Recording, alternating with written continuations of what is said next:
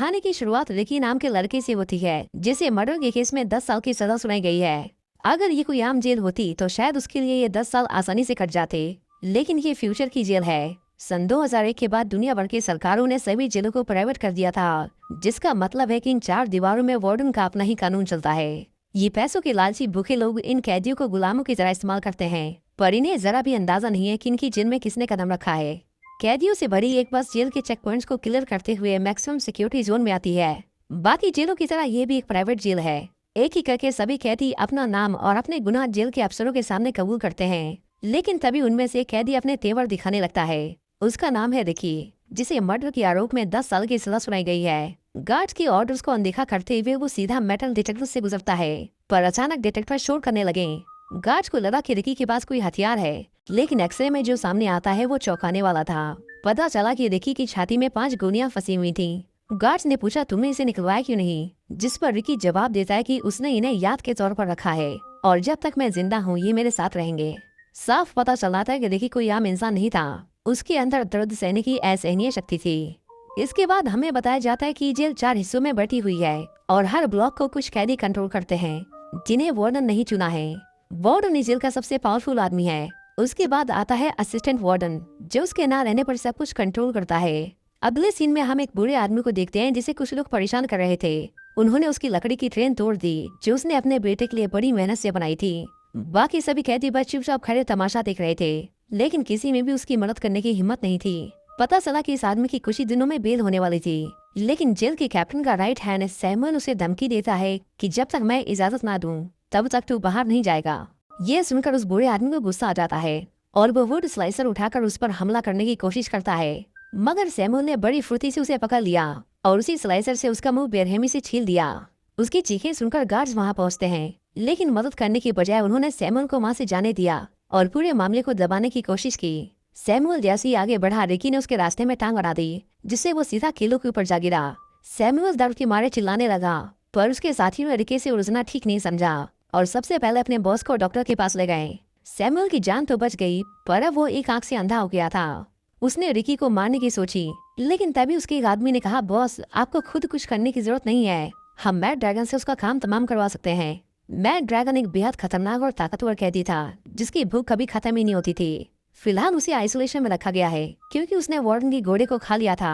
अगले दिन सैमुअल ने गार्ड को रिश्वत दी और कहा मैड ड्रैगन को रिहा कर दो ताकि वो रिकी को मार सके। वहीं दूसरी ओर हम उस बूढ़े कैदी को देखते हैं जिसे एक गार्ड अपने पास बुलाता है और उसे बताया जाता है कि उसकी जल्दी रिहाई को कैंसिल कर दिया गया है। अब उसे अपनी पूरी सजा काटनी होगी। ये सुनकर वो बूढ़ा कैदी रोने लगा और उनसे रहम की भीख मांगी, लेकिन किसी को उस पर तरस नहीं आया। उल्टा उन लोगों ने उसे खूब पीटा और वहाँ से चले गए, जैसे वो इंसान नहीं बस एक बोझ हो जो अब किसी काम का नहीं। इस बेरहम सिस्टम से टूटकर आखिरकार उस बूढ़े कैदी ने खुदकुशी कर ली। रात में गार्ड्स ने जब देखा कि वो रस्सी से लटक रहा है तो उसकी लाश को नीचे उतारा गया। सभी कैदी बस उसी के बारे में बात कर रहे थे कि कैसे उसे यहाँ टॉर्चर किया जा रहा था और उसे सैमुअल ने कैसे सुसाइड करने के लिए मजबूर किया। रिकी अपनी सेल में चुपचाप बैठा ये सब सुन रहा था। जब गार्ड्स उसकी लाश को बाहर ले जा रहे थे तो रिकी उसके सामने आकर खड़ा हो गया। उसने कहा ये मर चुका है, कम से कम मरने की बात तो उसे बख्श दो। विकी ने उसकी हथकड़ियां तोड़ी। उसने उसकी ट्रेन भी ठीक कर दी थी जो उस बूढ़े कैदी ने अपने बच्चे के लिए बनाई थी, पर अफसोस अब उसका बेटा अपने पापा से नहीं मिल पाएगा। अपने अंदर पनप रहे गुस्से को बाहर निकालने के लिए रिकी तेज तूफान में कुंफू करने लगा। उसे समझ आ गया था कि यहाँ जिंदा रहने के लिए उसे हर दिन लड़ना होगा, नहीं तो उसका अंजाम भी यही होगा। अगले दिन जब सभी कैदी नहा रहे थे तभी गार्ड्स ने सभी को बाहर जाने को कहा। रिकी अब उन लोगों के बीच अकेला था। कुछ ही देर में वहाँ मैड ड्रैगन आया। रिकी कुछ समझ पाता इससे पहले ही मैड ड्रैगन ने उसे एक जोर का पंच मारा जिससे वो दूर जा गिरा। रिकी शुरुआत में उससे लड़ना नहीं चाहता था, लेकिन जब उसे पता चला कि इस आदमी को उसे मारने के लिए भेजा गया है तो उसने बिना देर किए मैड ड्रैगन के पेट में इतनी जोर से पंच मारा कि उसके अंदर का सब कुछ बाहर आ गया। उसकी इतनी भयानक मौत देखकर भी सैमुअल अपनी हरकतों से बाज नहीं आया और रिकी को मारने की कोशिश की, लेकिन रिकी ने तुरंत उसका हाथ पकड़कर उसकी उंगलियां तोड़ दी और अपने हाथ में फंसी कील को ऐसे निकाल फेंका जैसे ही उसे दर्द महसूस ही न हुआ हो। उनकी चीख सुनकर गार्ड्स अंदर आ गए, लेकिन सैमुअल को बचाने में उन्होंने देर कर दी थी। तब तक रिकी उसका काम तमाम कर चुका था। उस पल किसी में भी हिम्मत नहीं हुई कि वो रिकी को रोक सके, पर रिकी ने बिना किसी विरोध के अपने आप ही सरेंडर कर दिया। गार्ड उसे ले ही जा रहे थे कि तभी नॉर्थ पोलो का कैप्टन उसे रोक लेता है। रिकी की ताकत से वो काफी इम्प्रेस हुआ था। उसने रिकी को अपनी गैंग में शामिल होने का ऑफर दिया, लेकिन रिकी उसकी ऑफर को ठुकराते हुए वहाँ से चला गया। मैट ड्रायन के पंच की वजह से रिकी की छाती में फंसी गोली अपनी जगह से हिल गई थी, जिसकी वजह से उसे बहुत ज्यादा दर्द होता है। लेकिन उसने दर्द से अपना ध्यान हटाया और उसे सहने की कोशिश की। इसी बीच हमें एक फ्लैशबैक दिखाया जाता है जिसमें हम यंग रिकी को देखते हैं, जो उस वक्त हाई स्कूल में था। एक दिन जब वो अपने माता पिता की कब्र के पास गया तो उसने देखा कि वहाँ एक अनजान आदमी पहले से खड़ा उन्हें श्रद्धांजलि दे रहा था। रिकी को पता चला कि उसके अंकल हैं, जिन्हें बचपन से ही उसके सुपर पावर के बारे में पता था। वो हमेशा दूर से उस पर नजर रखे हुए थे, लेकिन अब वक्त आ गया था कि वो सामने आकर रिकी को वो सब कुछ सिखाएं, जिससे कि वो एक महान फाइटर बन सके। रिकी ने उन्हें अपने कुछ मूव दिखाए, लेकिन जैसे ही उसने अपने अंकल पर अटैक किया, उसके अंकल ने एक ही पंच में रिकी को धूल चटा दी। उसी पल रिकी को एहसास हुआ कि वो अभी तैयार नहीं है। इसके बाद उसके अंकल ने उसे सिखाया कि कैसे दिमाग और शरीर पर काबू पाया जाता है। जल्द ही रिकी इतना स्ट्रांग हो गया कि वो बड़े बड़े पत्थरों को अपने हाथों से यूं ही तोड़ दिया करता था। कहानी प्रेजेंट में आती है और हम देखते हैं कि रिकी पूरी रात सोया नहीं था। सुबह गार्ड्स उसे उठाकर असिस्टेंट वार्डन के ऑफिस ले जाते हैं। हम देखते हैं कि वार्डन की पूरी टेबल खाने से सजी हुई थी। उसकी एक आंख नकली थी और हाथ भी कटा हुआ था, जिसकी जगह उसने हुक लगा रखा था। साइक्लॉप्स ने कहा कि वो रिकी की रिपोर्ट पढ़कर सुनाए। रिपोर्ट के मुताबिक रिकी ने मर्डर किया था। उसका ना कोई परिवार था, ना कोई जानने वाला। रिपोर्ट में ये भी लिखा था कि रिकी बहुत खतरनाक है, इसलिए उसे हाई सिक्योरिटी जेल में रखा जाना चाहिए। हर कैदी को जेल में आने से पहले अपनी पिछली जिंदगी के बारे में सब कुछ बताना पड़ता था, लेकिन रिकी की रिपोर्ट में पिछले 2 सालों का कोई जिक्र नहीं था। साइक्लोप्स ने पूछा, बताओ उन 2 सालों में तुम कहाँ थे? इस बीच तुमने क्या किया? लेकिन अपनी धमकियों के बाद भी वो रिकी का मुंह नहीं खुलवा सका। आखिर में वार्डन उसे एक लेटर दिखाता है जिसे किसी ने उसके लिए भेजा था। रिकी जैसे ही उसे लेने के लिए आगे बढ़ा, वार्डन ने उसके हाथ में अपने नुकीले हुक फंसा दिए और उस पर एक के बाद एक जोरदार मुक्कों की बारिश कर दी। उस लेटर के अंदर एक तस्वीर थी जिसे वार्डन ने अपने हाथों से मसल कर फाड़ दिया। ये देखकर रिकी को इतना गुस्सा आया कि उसने अपने हाथ से टेबल के 2 टुकड़े कर दिए। वार्डन बौखला गया और उसने रिकी पर गोली चला दी, लेकिन रिकी ने वो गोली भी अपने हाथ से डिफेक्ट कर दी। वो चाहता तो वार्डन को मार देता, लेकिन उसने ऐसा नहीं किया और उसे एक लास्ट वार्निंग देकर वहाँ से चला गया। उसी रात रिकी अपनी सेल में बैठा उन दिनों को याद करता है जब वो अपनी गर्लफ्रेंड केको के साथ हंसी खुशी रहा करता था। वो अपनी बांसुरी निकालता है और एक धुन बजाने लगता है, वही धुन जो उसे केको की याद दिलाती थी। लेकिन तभी एक गार्ड आता है और उसे वार्निंग देते हुए कहता है कि अगर तूने ये धुन दोबारा बजाई तो ये बांसुरी तोड़कर फेंक दूंगा। अगले दिन कुछ कैदी एक आदमी को घेर लेते हैं। उन्हें पता चलता है कि यही गार्ड्स को अंदर की बातें लीक किया करता था। उस बुरे कैदी की मौत के पीछे भी इसी का हाथ था। वो आदमी उनसे अपनी जान की भीख मांगता है और वादा भी करता है कि वो दोबारा ऐसा नहीं करेगा, पर वो उसे बख्शने वाले नहीं थे। उनमें से एक आदमी लकड़ी काटने वाली आरी से उसके टुकड़े करने वाला था, पर तभी वहाँ नारुमी आ जाता है। नारुमी उसे बताता है कि यहाँ मेरी मर्जी के बगैर कोई किसी को नहीं मार सकता। हाथ में हथियार लिए एंड्रू उसके इस फैसले का पूरी तरह से विरोध करता है। वो कहता है कि सैमुअल ने रूल्स तोड़ा तो तुमने उसे जाने दिया, और अब जब ये रूल्स तोड़ रहा है तो तुम इसे भी जाने दे रहे हो, तो फिर इन रूल्स का फायदा क्या? नारुमी को उसके तेवर पसंद नहीं आए। उसे लगा कि ये उसका अपमान कर रहा है। साइक्लोप्स दूर खड़ा उन्हें देख रहा था। उसे नारुमी से कुछ जरूरी बातें करनी थी, इसीलिए वो उसे अपने ऑफिस में बुलाता है और एंड्रू के मुंह में हुक फंसाकर उसे घसीटते हुए अपने साथ ले जाता है। साइक्लोप्स कहता है कि रिकी की वजह से बाकियों में बहुत हिम्मत आ गई है। ऐसा ही चलता रहा तो जल्दी हर सेल में एक रिकी होगा। मैं चाहता हूँ कि तुम उन्हें एक सबक सिखाओ। रिकी को मार दो, बाकी सब अपने आप पीछे हट जाएंगे। इसके बाद नारुमी ग्राउंड में आता है। उसने एंड्रू को एक बड़े से क्रॉस से बांधकर मरने के लिए छोड़ दिया था, ताकि उसकी हालत देखकर कोई भी उसकी तरह बगावत करने की हिम्मत न करे। नारुमी ने रिकी को फाइट के लिए चैलेंज किया। रिकी लड़ने को तैयार था, लेकिन सिर्फ एक शर्त पर कि वो सबसे पहले एंड्रू को छोड़ दे। नारुमी को उसे मारने के ऑर्डर्स मिले थे, न कि सौदेबाजी करने के, इसीलिए वो बिना देर किए रिकी पर टूट पड़ा। फाइट शुरू होते ही उसने रिकी की आंख में पिसे हुए कांच के टुकड़े फेंक दिए, जिससे रिकी अंधा हो गया। मौके का फायदा उठाकर नारुमी ने उसके हाथ की नस भी काट दी। रिकी हार रहा था, पर तभी सभी कैदी रिकी के लिए चीयर करने लगे। जिसके बाद रिकी ने पाइपलाइन तोड़कर उसके पानी से अपनी आंखों को साफ किया। अब उसे साफ दिखाई दे रहा था। नारुमी ने जैसे उस पर दोबारा जानलेवा हमला करना चाहा, रिकी ने उसके सिर पर इतनी जोर से मारा कि उसकी आंखें पॉपकॉर्न की तरह बाहर आ गईं। रिकी ने अपनी कटी हुई नसें खींची और उन्हें आपस में बांधकर अपने हाथ को ठीक कर लिया। नारुमी अब हार मान चुका था। उसने अपने ही पेट में चाकू घोंपकर सुसाइड करने की कोशिश की। रिकी उसे बचाना चाहता था, पर जैसे ही उसके पास आया, नारुमी ने फिर से उसे धोखा दिया और अपनी इंटेस्टाइन उसकी गर्दन में लपेट कर उसे मारने की कोशिश की। रिकी ने कहा अब बस, और उसे इतनी जोर से मुक्का मारा कि उसकी खोपड़ी चूर चूर हो गई। इसके बाद रिकी एंड्रू को उस क्रॉस से नीचे उतारता है, लेकिन अफसोस तब तक उसकी मौत हो चुकी थी। सारे कैदी मिलकर वार्डन के खिलाफ प्रोटेस्ट शुरू कर देते हैं। उन्होंने झुंड बनाकर साइक्लोप्स को घेर लिया, लेकिन उसे मारने से पहले ही दूसरे ब्लॉक के कैप्टन उन्हें रोक लेते हैं। एक ने तो एक कैदी का सर ही फोड़ दिया। ये देखकर डर के मारे सभी रिकी के पीछे छुप गए। वो चाहते थे कि रिकी उनसे फाइट करे, लेकिन रिकी फाइट करने से मना कर देता है। उसे दुख था कि उसकी वजह से पहले ही कई लोग मारे जा चुके थे और अब वो और खून नहीं बहाना चाहता था। उसने एंड्रू की बॉडी को अपने कंधे पर उठाया और वहाँ से जाने लगा। साइक्लोप्स ने रिकी से पूछा, क्या तुम नारुमी की जगह नए कैप्टन बनना चाहोगे? लेकिन रिकी ने उसे कोई जवाब नहीं दिया, क्योंकि वो वार्डन के इशारों पर चलने वाला कोई पालतू कुत्ता नहीं था। हम वहाँ नारुमी के गोद लिए हुए बेटे एलन को देखते हैं, जो अपने फादर की मौत से बहुत दुखी था। उसने रिकी को एक पत्ते से धुन बजाते हुए सुना। वो भी वही आवाज निकालने की कोशिश करता है, पर उससे नहीं हो पा रहा था। तभी रिकी उसके पास आया और उसे सही तरीका बताने लगा। जो कुछ उसके पिता के साथ हुआ उसके लिए रिकी उससे माफी भी मांगता है, लेकिन उसने नोटिस किया कि एलन काफी देर से चुप है। जब उसने गौर से देखा तो पता चला कि उन लोगों ने उसकी जीभ काट दी थी। रिकी को उसके लिए बहुत बुरा लगा। आखिर में रिकी उसे अपनी फ्लूट गिफ्ट कर देता है, जिसे वो बिना जीभ के भी आराम से बजा सकता था। बदले में एलन ने भी उसे कुछ पॉपी लीव्स दिए। रिकी ने पूछा, तुम्हें ये कहाँ मिला? इन्हें उगाना गैर कानूनी है।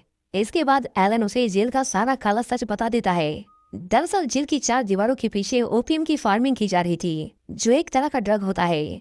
वांगचुक दूर खड़ी उनकी बातें सुन रही थी। अब क्योंकि रिकी को सब पता चल गया था, इसलिए वो उनके लिए खतरा था। तीनों कैप्टन ने मीटिंग बैठाई और सोचने लगे कि अब क्या किया जाए। वांग एलन को बुलाती है और उसे कहती है कि रिकी ने तुम्हारे पिता को मारा है, अब समय है कि तुम उनकी मौत का बदला लो। आग में घी डालने के लिए उन्होंने उसे नारुमी की लाश दिखाई, जिसकी खाल उतरी हुई थी, और कहा ये सब रिकी ने किया है। एलन जानता था कि रिकी इतना बेरहम नहीं है। जब वो नहीं माना तो वह उन्हें गुस्से में आकर उसे भी मौत की घाट उतार दिया और फिर उसकी लाश को किसी कचरे की तरह ग्राउंड में फेंक दिया। उसे देखने के लिए कैदियों की भीड़ इकट्ठा हो गई। थोड़ी देर बाद रिकी भी वहाँ पहुँच गया और जब उसने लाश के पास अपनी फ्रूट पड़ी देखी तो वो समझ गया कि ये एलन की लाश है। फिर से एक बेकसूर की मौत इस बार वो बर्दाश्त नहीं कर सका और उसने ठान लिया कि वो किसी को नहीं छोड़ेगा। कुछ देर बाद फायर अलार्म की आवाज से पूरी जेल में अफरा तफरी मच जाती है। वांग देखती है कि रिकी ने पूरे ओपियम फार्म को जलाकर राख कर दिया था। अपनी सालों की मेहनत को इस तरह जलकर राख होता देख वांग का गुस्सा 7वें आसमान पर था। उसने रिकी के सबसे वीक पॉइंट पर अटैक किया, जिसे वो डेड पॉइंट कहती थी। अब रिकी की मौत पक्की थी। वो तड़प रहा था और सभी कैदी उसकी मौत का तमाशा देख रहे थे। वहीं दूसरी ओर साइक्लोप्स को पता चलता है कि कल वार्डन यहाँ आने वाला है। ये खबर उसके लिए बहुत डरावनी थी, क्योंकि अगर वार्डन को सच पता चलता तो उसकी शामत आनी तय थी। रिकी जल्दी उसके अटैक से रिकवर कर जाता है, जो देखकर वांग चौंक जाती है, क्योंकि ये नामुमकिन था। हालांकि इसके बावजूद भी आज रात उसका मरना पक्का था। एक ने उसकी बॉडी में नुकीली सुइयां चुबा चुबा कर रिकी की बॉडी को आटे की बोरी की तरह सिल दिया। किजामाकुरा उसका काम तमाम करने ही वाला था कि तभी अनाउंसमेंट होती है कि जो कैदी अपनी सेल में नहीं जाएगा उसे गोली मार दी जाएगी। इसके बाद गार्ड्स ने फायरिंग शुरू कर दी, लेकिन उनका निशाना सिर्फ रिकी ही था। वो किसी तरह अपनी जान बचाते हुए कमरे में आ पहुंचा, पर तभी पूरा कमरा सीमेंट से भरने लगा। रिकी लोहे के गेट को चीरता हुआ बाहर निकल आया और उसने कितामा की भी जान बचा ली। वार्डन उसे फिर से जिंदा पाकर निराश हो गया था। जल्द ही रिकी की बॉडी पर लगा सीमेंट सूख जाता है और वो किसी पत्थर के स्टैचू की तरह धड़ाम से नीचे गिरता है। साइक्लोप्स ने कहा, सारे सबूत मिटा दो, कल वार्डन आने वाले हैं, मुझे सबसे पहले उनकी खातिरदारी करनी है, इनसे मैं बाद में निपटूंगा। अगले दिन सभी गार्ड्स वार्डन के स्वागत के लिए लाइन में खड़े थे। तेज धूप में घंटों इंतजार करने के बाद भी वार्डन का कोई अता पता नहीं था। कुछ गार्ड्स तो थककर वहीं खड़े खड़े झपके लेने लगे, लेकिन फिर अचानक एक गाड़ी आती दिखाई दी और सब तुरंत अलर्ट हो गए। वार्डन के साथ उसका हरामखोर बेटा भी आया था, जो मस्ती करते करते कारपेट पर फिसल जाता है। वार्डन ने गुस्से में पूछा, कारपेट किसने बिछाया था? साइक्लोप्स ने तुरंत एक कैदी उसके सामने लाकर खड़ा कर दिया और झूठ बोला कि सर यही था। इतना सुनते ही वार्डन ने बिना कुछ सोचे उस कैदी की आंखें फोड़ दी। वार्डन ने साइक्लोप्स से पूछा, मेरी गैर मौजूदगी में यहाँ क्या हुआ था? इस सवाल ने तो उसके पसीने छुड़ा दिए, पर अब वो झूठ नहीं बोल सकता था। उसने कहा, कुछ कैदी बगावत पर उतर आए थे तो हमें उनमें से कुछ को मारना पड़ा। वार्डन ने कहा, हर महीने यहाँ कोई न कोई मर ही जाता है। तुम जानते हो कि पूरे देश में इससे सस्ते मजदूर हमें कहीं नहीं मिलेंगे। इन्हें भूख या बीमारी से मरने मत दो, उन्हें जिंदा रखो ताकि काम होता रहे। खैर इतना तो वार्डन ने बर्दाश्त कर लिया, लेकिन जब उसे पता चला कि किसी ने उसकी ओपियम के फार्म जला डाले तो उसे हार्ट अटैक आ गया। साइक्लोप्स ने फौरन उसे दवा दी, जिससे उसकी जान तो बच गई, पर गुस्सा वो तो रिकी को मारकर ही शांत होता। उधर रिकी अब भी पूरी तरह से सीमेंट में जकड़ा हुआ था, लेकिन जैसे ही वार्डन सामने आया, रिकी ने सीमेंट की मोटी लेयर को तोड़कर उसकी गर्दन पकड़ ली। वो उसकी जान लेने ही वाला था कि तभी कितामा ने पीछे से आकर उसे जोर से लात मारी, जिससे रिकी दूर जा गिरा। इसके बाद उसने रिकी के हाथों को जेल की सलाखों में जकड़ दिया और उसे मार मार कर उसकी हालत खराब कर दी। इतना भी कम था तो उसने रिकी का सर पकड़ा और उसे इतनी जोर से दबाया कि उसके सर से खून बहने लगा। इससे पहले कि वो रिकी के 2 टुकड़े कर देता, रिकी पलटवार करता है और कितामा के जबड़े पर इतनी जोर से मुक्का मारता है कि उसका जबड़ा तरबूज की तरह फट जाता है। कितामा को हारता देख वार्डन ने एक बटन दबाया जिससे जेल की छत नीचे आने लगी। रिकी ने उस हाइड्रोलिक प्रेस को रोकने की अपनी पूरी कोशिश की, लेकिन अब उसमें इतनी ताकत नहीं बची थी। ऊपर से वार्डन ने उसे स्टन गन से 1 लाख वोल्ट का झटका भी दे दिया, जिससे रिकी और कमजोर हो गया। रिकी को मारने के चक्कर में वो ये भूल ही गए थे कि कितामा अभी अंदर फंसा हुआ था। अपने साथ ये धोखा होते देख कितामा ने रिकी की मदद की और उसे अपनी जान बचाने को कहा। रिकी तो किसी तरह बच गया, लेकिन कितामा बेचारा उस हाइड्रोलिक प्रेस के नीचे दबकर मारा गया। रिकी वार्डन को खत्म करने के लिए आगे बढ़ा ही था कि तभी वार्डन ने एक और बटन दबाया और रिकी सीधा एक गहरे गड्ढे में जा गिरा। इसके बाद रिकी को जंजीरों में बांधकर सभी कैदियों के सामने लाया जाता है। वार्डन ने उन्हें ऑर्डर दिया कि सभी बारी बारी रिकी को दफनाना शुरू करें। उनमें से कुछ कैदियों ने रिकी के साथ हो रहे इस अत्याचार का विरोध किया और कहा, हम रिकी को मारने में तुम्हारा साथ नहीं देंगे। वार्डन ऐसे लोगों को गोलियों से बुनवा देता है, जिसके बाद बाकी कैदी डर के मारे रिकी को एक एक कर दफनाने लगते हैं। वार्डन ने कहा, हम इसे 7 दिन बाद दोबारा बाहर निकालेंगे और अगर तब तक ये जिंदा बच गया तो रिकी की सारी गलतियां माफ कर दी जाएंगी। लेकिन ये बस दिखावा था, क्योंकि वार्डन जानता था कि बिना खाना और पानी के कोई इतने दिन जिंदा नहीं रह सकता। सांस लेने के लिए उन्होंने रिकी के मुंह के पास पाइप लगाई और उसे मिट्टी में दफना कर छोड़ दिया गया।